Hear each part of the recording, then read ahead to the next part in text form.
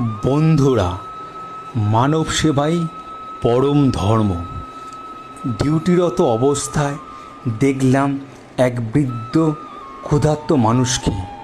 থাকতে না পেরে তার কাছে ছুটে গেলাম এবং নিজের আনা কিছু খাবার তার সঙ্গে ভাগ করে নিলাম। তার সঙ্গে এই ভাগ করে নিয়ে নিজের মনে এক সুন্দর আনন্দের অনুভব হলো।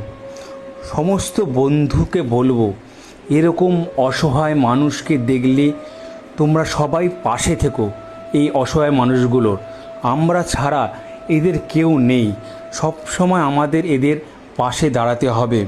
মানব সেবাই আমাদের পরম ধর্ম। এদেরকে না দেখলে কারা দেখবে?